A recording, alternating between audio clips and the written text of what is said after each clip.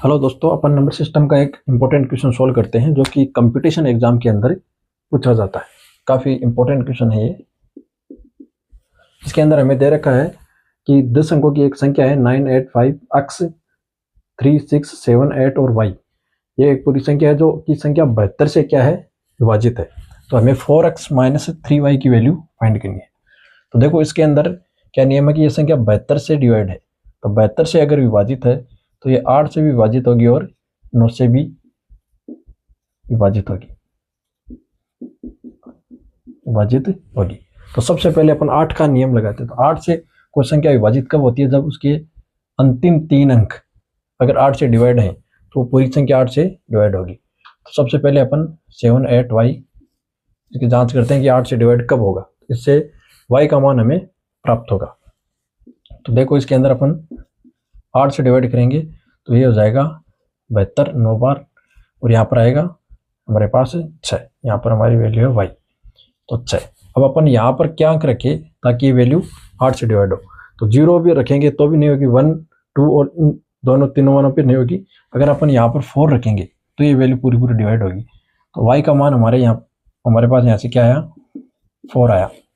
इसी प्रकार y की वैल्यू आ गई हमारे पास। अब अपन 9 से विभाजकता का नियम इस पे अप्लाई करेंगे।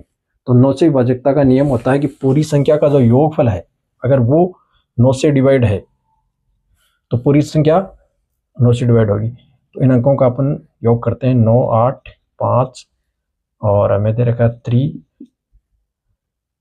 6 7 8 और y की वैल्यू है हमारे पास 4 और एक है हमारी x।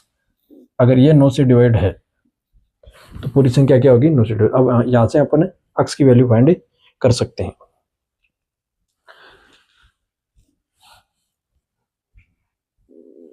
अब अपन इन संख्याओं को जोड़ेंगे तो ये हो जाएगा हमारे पास 50 प्लस x और अपॉन में 9।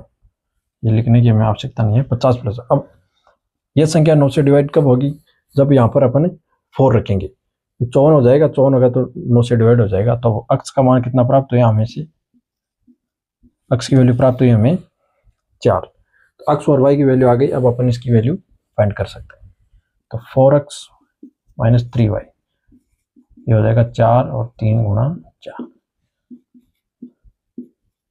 तो इसका मान आ जाएगा 4। ये हमारा हो जाएगा आंसर। इस प्रकार विभाजकता के नियम से अपन इस क्वेश्चन को सोल्व करेंगे।